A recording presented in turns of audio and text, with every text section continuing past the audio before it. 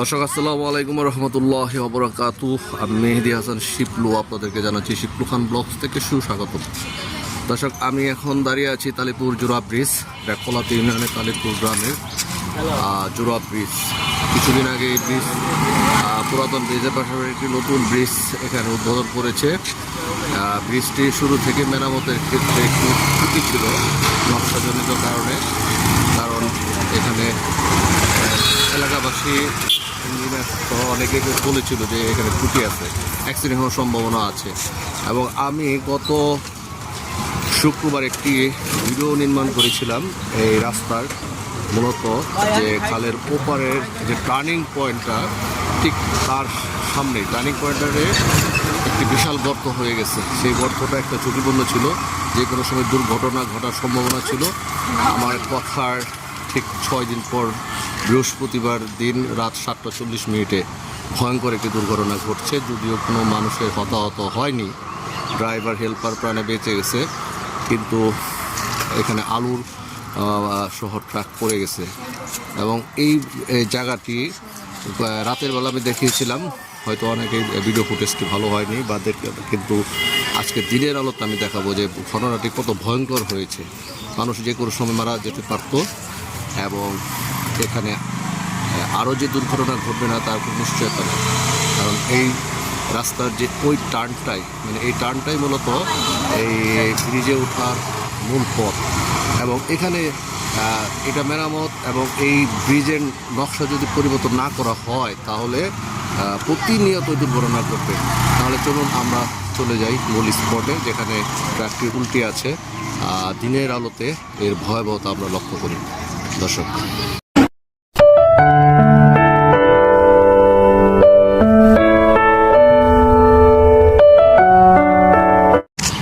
আমি যে প্রান্তে আছি এখন, এটা এই প্রান্ত হচ্ছে কলাতিয়ার থেকে আসার। এই যে গাড়িগুলো দেখতে পাচ্ছেন, খুব দ্রুত বেগেই, খুব স্বাচ্ছন্দ্যেই এই ব্রিজে উঠতে পারে।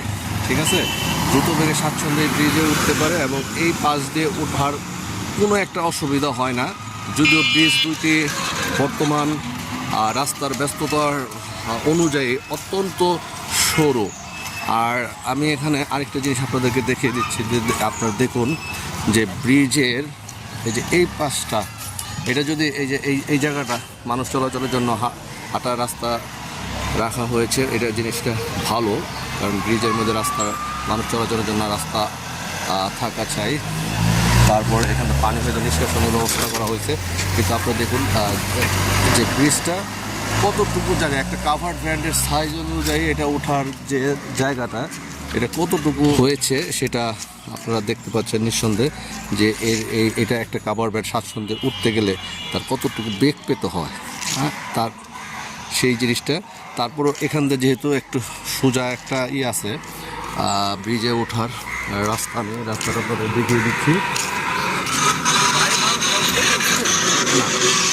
দেখুন, এটা সোজা যেহেতু, এই কারণে এই রাস্তাটা ব্রিজের এই পার থেকে, বিশেষ করে মানে খালের এ পার, মূলত কোনো অসুবিধা হয় না মূলত, মানে সোজা এই কারণে। কিন্তু মূল সমস্যা হয়ে গেছে, আপনারা দেখুন যে এই আমি যদি কলাতেতে গাড়িটা আসে রামেরকান্দার অনুযায়ী, রামেরকান্দার দিকে যায়, ওই প্রান্তে মূলত ব্রিজের এটা হচ্ছে উত্তর প্রান্তে কোনো সমস্যা হয় না।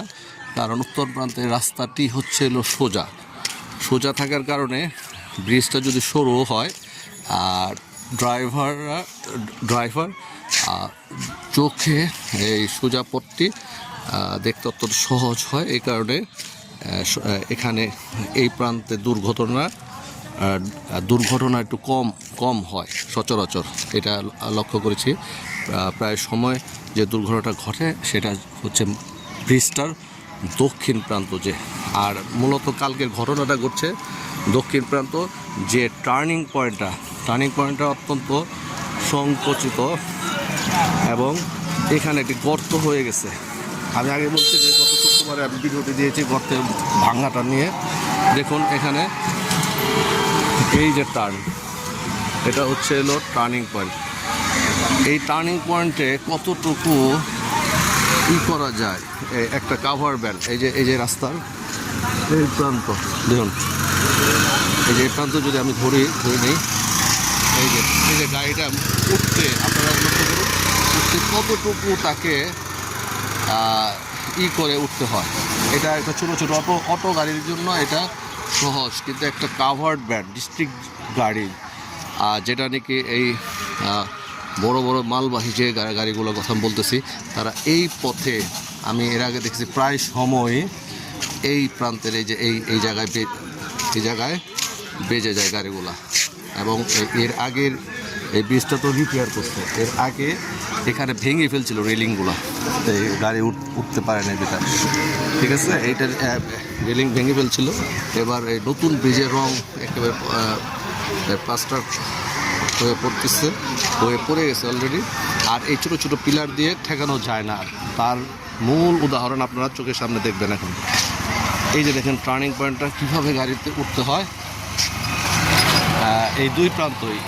এটা হচ্ছে নতুন ব্রিজ, এটা পুরানাটা দেখালাম, আর এটা হচ্ছে নতুন ব্রিজ করেছে, এবং এটা দুই পাশে একটু চড়া করেছে যাতে গাড়িটা উঠতে পারে, কিন্তু এটা পর্যাপ্ত জায়গা হয়নি গাড়ির জন্য। কারণ এখানটা নামার পরে দেখুন,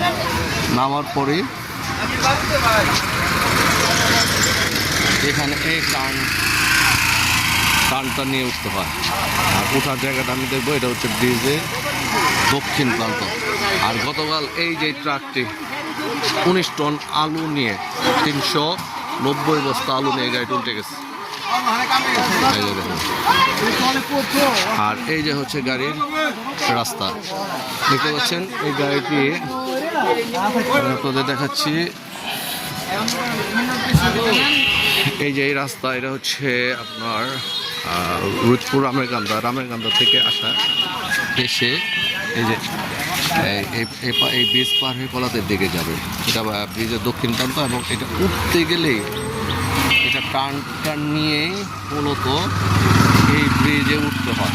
দেখুন এই যে গাড়ি উঠতেছে, হ্যাঁ, একগুলো ব্রিজ সরু, এখান থেকে উঠতে অনেক জায়গার প্রয়োজন। আর এই ভাঙ্গাটা মূলত হয়েছে এই টার্নিং পয়েন্টে। দেখুন বিশাল একটা ভাঙ্গা, মাঠের রাস্তার যে সাদা অংশটা ভিতরে ঢুকে গেছে, ঠিক আছে, ভিতরে ঢুকে গেছে, এবং এই যে ঘ্যাসের পাইপ যে মেন লাইন সেটা দেখা যাচ্ছে। এবং এই যে রাস্তা, এই ভাঙ্গাটা কারো চোখে পড়ছে না, কর্তৃপক্ষ বিশেষ করে যারা কাজ করে রোডস অ্যান্ড হাইওয়ে, বিশেষ করে এই যে পিলারের কোনো কাজই লাগে না। যদি কাজে লাগতো তাহলে এই বিশাল আকার এই ট্রাকটি এখানে উল্টে যেত না। দেখতে পাচ্ছেন এখানে অনেক কিসের লাইন আছে, লাইন আছে, অনেকে বাসাবাড়ি বৈদ্যুতিক লাইনের সমস্যা হয়েছে। আর এই যে ভাঙা, এখানে এই বিশাল ভাঙা মাছের একটা ট্রাক করে গিয়েছিল, বেশ ক্ষয়ক্ষতি হয়েছিল। আর এখানে 390 বস্তা আলু নিয়ে, 19 টন আলু নিয়ে পড়ে গেছে এই বিশাল গর্তের মধ্যে। এখানে কাল আমি ড্রাইভারের সাক্ষাৎকার নিয়েছিলাম, হেল্পার ড্রাইভার প্রাণে বেঁচে গিয়েছিল মহান আল্লাহর কৃপায়, দয়ায়, কিন্তু ট্রাকটি রাস্তাটা ধরতে পারেনি। ড্রাইভার সাহেব বড় নয়, যে সে উঠতেছিল ঠিকই গিয়ার দিয়ে, কিন্তু পিছনে যিনি এই গর্তে যখন চাকা পড়ে যায় তখন সে আর কোনো কিছুতেই কাজ করতে পারেনি, ট্রাক উল্টে গিয়েছে। এবং প্রতিনিয়তই এখানে এই মরণ ফাঁদই বলবো, এই মরণ ফাঁদ যদি মেরামত না করা হয়, ওই যে দেখুন পিলার, দর্শক, ওই যে টিলার ওই যে যেটা রেখে প্রোটেকশন পিলার ছিল সেগুলো উল্টে গিয়ে সেগুলো নিয়ে ভেঙে চুরে পড়ে গেছে। ওই যে দেখুন কয়টা পিলার এখানে কি ছিল, এই যে একটা পিলার ভেঙেছে, তারপরে এই যে আরেকটা পিলার ভেঙে গেছে, এখানে পিলার সহ উল্টে গেছে, কোনো পিলারই এখানে কাজ হয় নাই। আর এই যে একটা পিলার ছিল, এই পিলারটাও কাজ করতে পারে যদি পিলারটা ভাঙে নাই, ঠিক আছে। এখন এখানে হইল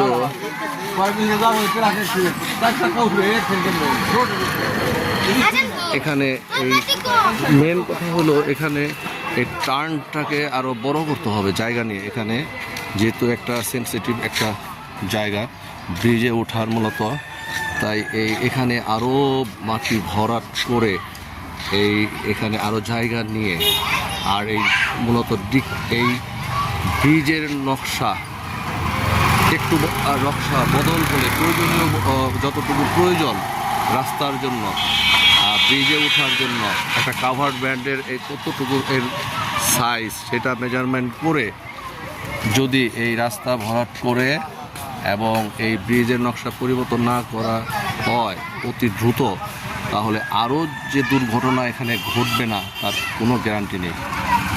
আরও এরকম যে কোনো সময় দুর্ঘটনা ঘটবে, প্রাণহানি ঘটবে, এটা তখন সৃষ্টিকর্তাকে বললে যে উমুক নিয়ে গেছে, যেটা নাকি আমাদের স্বভাব। কেউ মারা গেলে কত কথা বলে মানুষ, তুমুক হয়েছে তুমুক হয়েছে, কিন্তু তার আগে কেউ সচেতন হয় না। মানুষ মারা যায়, এটা সত্য, ক্ষয়ক্ষতি হবে, এটা সত্য, কিন্তু তারপরও সচেতন মানুষ সৃষ্টি সেরা জীব, আল্লাহ জ্ঞান দান করছে, বিবেক বুদ্ধি দিয়েছে, যার যার যে দায়িত্ব সেটা পালন করার প্রয়োজনীয়তা অনুভব করে দ্রুত পদক্ষেপ গ্রহণ করবে, এটাই আমি কামনা করি। এলাকাবাসী সচেতন হবে।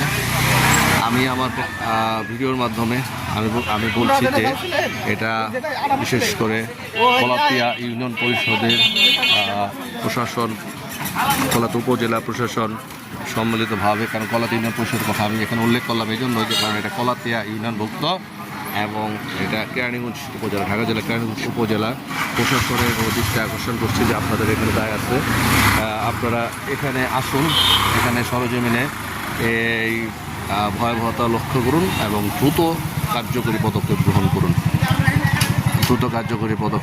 করুন। আমি একটা একটু দেখিয়ে দিচ্ছি, এবং এই দিনের বেলায় আমি এই গর্তটার ভয়াবহতা দেখিয়ে দিচ্ছি। এই যে দেখুন দর্শক,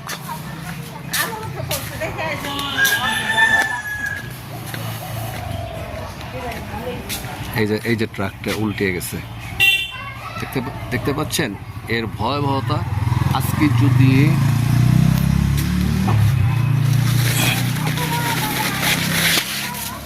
দেখুন দর্শক, আজকে যদি এখানে এটা আলুর বস্তা ছিল, যদি এটা কোনো যাত্রীবাহী বাস থাকতো বা অন্য কোনো গাড়ি থাকতো, তাহলে একটু চিন্তা করুন যে কি অবস্থা হতো, কত প্রাণ ঝরতো। এই যে গর্ত, ঠিক টার্নিং পয়েন্টটার পাশেই এই গর্তটা। যাক, মহান আল্লাহকে অশেষ ধন্যবাদ বলবো। যাই বলি না কেন, আল্লাহ জানমাল হেফাজত করছে, এটাই আল্লাহকে হাজার শুকরিয়া যে আল্লাহ পাক জানমাল হেফাজত করছে।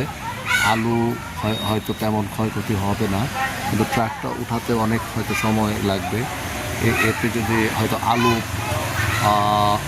থাকবে, হয়তো তুলবে না, হয়তো 2, 4, 5, 7 দিন বা আরও বেশি দিন আলু এটা থাকবে বস্তা, যেহেতু জামালপুর যাচ্ছে, এইটা নিয়ে আরও হয়তো মাসখানেক থাকতো, আলু নষ্ট হবে না। ট্রাকটা উঠাতে হয়তো অনেক বেগ করতে হবে মালিকের, কিন্তু আমি যেটা বলতে চাচ্ছি মূলত যে দ্রুত এটার একটা পদক্ষেপ গ্রহণ করুন, যাতে আর এখানে যাতে কারো মায়ের বুক খালি না হয়, কোনো প্রাণঘাতী না হয়।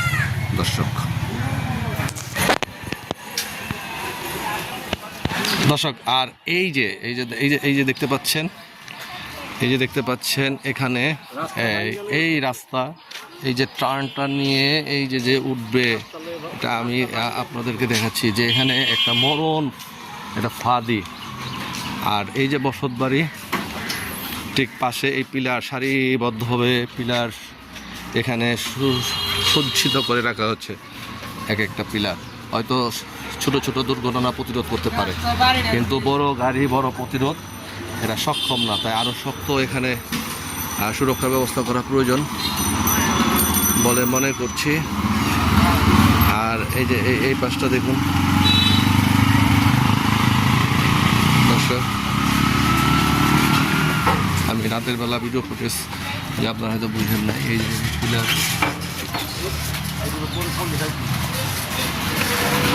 চিহ্ন, এই যে মেহগনি গাছ, তিনটা মেহগনি গাছ, একটা দুইটা তিনটা মেহগনি গাছ প্রোটেকশন দিয়েছে মূলত। আর আমার সামনে এই যে ট্রাক ড্রাইভার বিলাল ভাই, উনি দাঁড়িয়ে আছে। কালকে আমি ভিডিওতে ওনার কথা নিয়েছি, সাক্ষাৎকার নিয়েছিলাম। আজকে ওনার কাছ থেকে আমি সাক্ষাৎকার নেব সকালবেলা, কারণ একটা রাত চলে গেছে এর ভেতরে।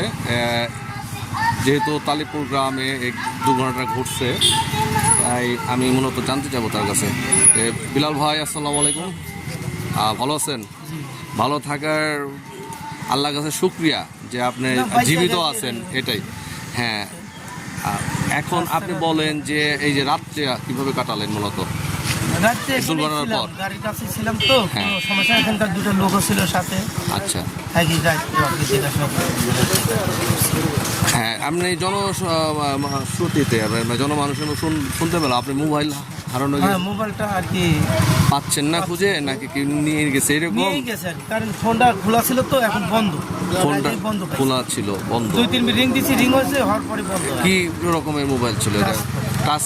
Touch mobile. আমি ভিডিওর মাধ্যমে বলতে যাচ্ছি, আসলে চোরে শোনে না ধর্মের কাহিনী। তারপরে এলাকাবাসীর সুনাম বা স্বার্থের জন্য এরা মানুষ বিপদে পড়লে তাকে সাহায্য করতে হয়। কিন্তু বিলাল ভাই মোবাইলটা নিয়ে গেছে, এখন উনি যোগাযোগ করবে। ভাই যোগাযোগ কীভাবে করছেন?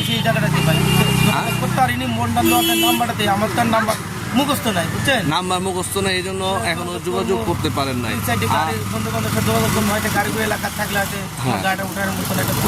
হ্যাঁ, আপনার ঠিকানাটা বলেন তো, কোথায়?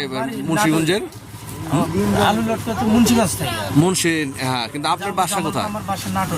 নাটোরে বাসা, কিন্তু মূলত কাকে উদ্দেশ্য করলে আপনি? আহমেদপুর। আর মুন্সিগঞ্জ কোথা থেকে আলু আনছিলেন? বালিয়া গ্রাম। আর যাচ্ছেন হলো জামালপুর। কোন জায়গায়?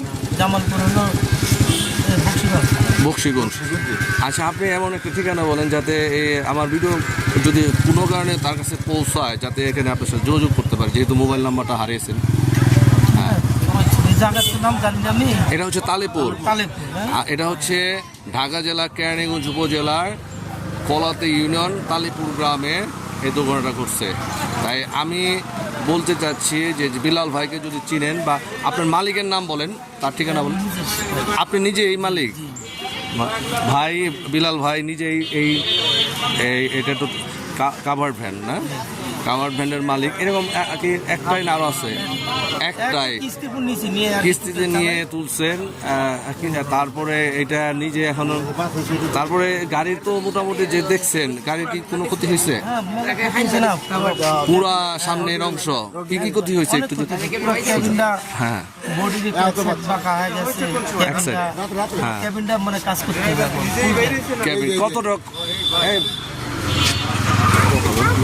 কত টাকা এরকম হইতে পারে? 2 লাখ টাকার উপরে ক্ষতি গাড়ির হয়ে গেছে। আর এই আলু এটা কতদিন থাকবে এরকম? আজকে উঠায় নিয়ে যাবো। আজকে তো উঠায় নেবেন, আর তারপরে তো ক্যারেন দিয়ে উঠাবেন। এটা উঠাইতে কত কিরকম খরচ কত?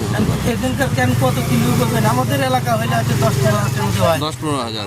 এখানে ক্যারেনের কর্তৃপক্ষ যোগাযোগ করছেন? না, যোগাযোগ করছি, এক ড্রাইভার ফোন দিছিল, কইছে দেখি সকালে আলাপ করবো। আচ্ছা, ধন্যবাদ ভাই, আপনি আল্লাহ আপনাকে হাত দান করুন। আর আপনার নাতি ছিল সাথে, না? জি। আচ্ছা, নাতিও এটা আল্লাহ করুন। মিলাদ মাহফিল করে দিবেন আল্লাহর নামে ইনশাল্লাহ, বা মানে একটা হালকা পাতলা হ্যাঁ মিলাদ মাহফিল হ্যাঁ ঠিকঠাক করতে পারলে হ্যাঁ। তাহলে আল্লাহ ভরসা দেখা যাচ্ছে। আর এলাকা বেশি সহযোগিতা সাহায্য করছে ভাই। করছে না আলহামদুলিল্লাহ। যদি মোবাইলটা চুরি হয়েছে বা কোথায় এখানে ভিতরেই আছে নাকি এই জায়গাটায় পড়ছে, হ্যাঁ মোবাইল এখানে পড়ছে, যেই পান আসলে চোরে চোর শুনে না ধর্মের কাহিনী, তারপরও আমি বলবো যে এলাকার সুনামের জন্য মোবাইলটা বাইকে ফেরত দেন। কয় টাকার বিক্রি করে কয়দিন চলবেন, ঠিক না? কারণ মানুষ বিপদে বললে আমাদের ধর্ম বলছে, আমাদের ইসলাম বলছে তাকে সাহায্যের জন্য এগিয়ে যাওয়ার জন্য। আর আপনার যদি এলাকার সাহায্য লাগে ইনশাল্লাহ এলাকার অনেক মানুষ আছে দেখতেছে, অলরেডি করতেছে, আরও করবে। আর আলুর আপনি এখানে যদি কোনো সমস্যা আশা করি হবে না, আর হইলেও হবেও না ইনশাল্লাহ। কতক্ষণ সময় লাগতে পারে এই আনুমানিক? হ্যাঁ এই দিন যাবে গা ইনশাল্লাহ। আশা করি ক্ষয়ক্ষতি হবে না, আর হইলে তো আমরা আছি ইনশাল্লাহ। আমরা এখানে আশাবাদী থাকবো। এক টুকরা একটা লোকে নিতে পারবে না, ঠিক আছে? অনেক সময় অনেক লোক অনেক ধরনের আছে না, হ্যাঁ এক অটো বলতেছে রাস্তাটা ঠিক করে দেন। আচ্ছা আচ্ছা, হ্যাঁ এটা আপনাকে বলছে এই না কোনো ধরনের কেউ যদি কোনো ধরনের বলে রাস্তাটা ঠিক করে দিয়ে তারপর যায়, হ্যাঁ নো এটা রাস্তা ঠিক করবে কর্তৃপক্ষ, এটা আপনার কোনো হ্যাঁ নাই। বরঞ্চ আপনি একটা যে এখানে ভয়াবহতার সম্মুখীন হয়েছেন, হ্যাঁ ঠিক আছে ভাই, যদি কোনো আপনি সমস্যার সম্মুখীন হন বলবেন, এলাকাবাসী হিসাবে যতটুকু সাপোর্ট দেওয়ার দরকার করবো ইনশাল্লাহ। হ্যাঁ এখানে আছি, ঠিক আছে, ভালো থাকেন।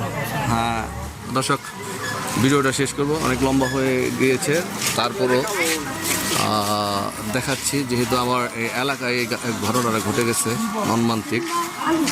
এবং সর্বশেষ বলবো যাদের কথা, যারা দিকে কাজটা করবে তাদেরকেই মূলত এটা আমার এই বার্তাটা যে এই ভয়াবহতাটা সরজমিনে আসুন, দেখুন, এবং এই রাস্তার ড্রয়িংটা সম্ভবত হলে এই ব্রিজটা দ্রুত নকশা পরিবর্তন করে হলেও এটা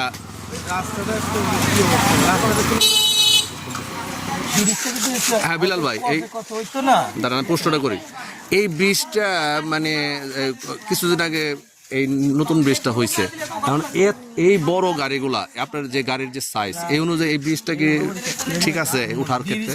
কিন্তু ব্রিজটা যদি কস করে করতে হচ্ছে গাড়িটা তো পুরা রাস্তাটা মুসর আর পুরা মুসরটা হ্যাঁ হ্যাঁ ব্রিজটা করে লাগতে একটু হালকা কস করে করলে পরে আরেকটু ওষার করে করলে তাহলে দুইটা ব্রিজের দরকার নেই, একটা ব্রিজেই এটা উঠতে পারতো। বামে যেটা করছে এটা তো গাড়ি তুলাই যায় না, বড় গাড়ি সেটাই। আপনার এটা পাস কতটুকু এই গাড়ির? না 22 টনই গাড়ি, কিন্তু আপনার পাস গাড়িটার যে পাঁচটা অনুযায়ী এই যে ব্রিজের আমার বডি আছে 20 ফিট মোটামুটি গাড়ি দিয়ে সব, আর চওড়া 28 ফিট লম্বা 28 ফিট, আর এমনি চওড়া কতটুকু? চওড়া আছে 7.5 ফিট। 7.5 ফিট, কিন্তু এই ব্রিজটা তো কত ফিট হইতে পারে? 8 ফিট। 8 ফিট, আর এটা পুরো পিছনটা হলো 28 ফিট। 28 ফিট একটা গাড়ি উঠানোর জন্য এই বাসটা মানে টানটা যথেষ্ট? মুরব্বীরা কি বলেন, এটা কি যথেষ্ট? মোটেও যথেষ্ট না। যে কোনো সময় দুর্ঘটনা ঘটার সংখ্যা থাকে না। হ্যাঁ এখন ভাই হ্যাঁ ব্রিজটা করলে কত সুন্দর হতো, এই রাস্তাটা করছে, টাকা খরচ করছে, কিন্তু টাকা খরচ করছে কিন্তু কোনো কাজের কাজ হয় নাই। আপনি এই দুর্ঘটনা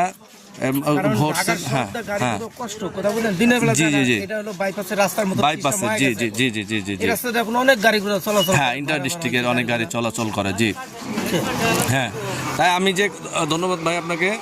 তাই আমি যে কথা বলছি যে ঢাকা শহর মূলত যে জ্যাম, সেই জ্যামের কারণে ঢাকা গাবতলী হয়ে সাভারের যে রাস্তা হাইওয়ে সেখানে অনেক কিছু বাইপাস করা হয়। এই যে এই রাস্তা দিয়ে মূলত রোহিতপুর হয়ে কালীপুর, গলাতিয়া, হেমায়তপুর দিয়ে বের হয়।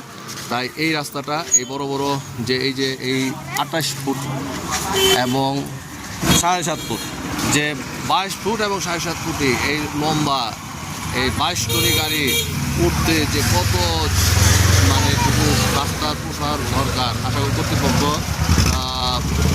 নজরে নিশ্চয় মস্তিষ্কে নিশ্চয় আছে। তাই আমি বলবো যে দ্রুত এই রাস্তার নকশা কিছুটা পরিবর্তন হয়ে সংশোধন করে একটি সময়োপযোগী রাস্তা, দুর্ঘটনামুক্ত রাস্তা করার জন্য দ্রুত পদক্ষেপ গ্রহণ করবেন এবং এই টার্নটাকে আরও এই জায়গাটা দ্রুত মাটি ভরাট করে দেবেন এবং এই টার্নটাকে আরও জায়গা করে করবেন যাতে সহজেই এই মোড়টা এই ব্রিজে উঠে এবারে চলাচল করতে পারে। তো আজকের মতো আমি শেষ করছি। মেহেদী হাসান শিপলু। আবার দেখাবো অন্য কোনো ব্লগ বা ভিডিওতে। সে কথা সকলে ভালো থাকুন, সুস্থ হন, নিরাপদে থাকুন। শিপলু খান ব্লগ থেকে। আল্লাহ হাফেজ।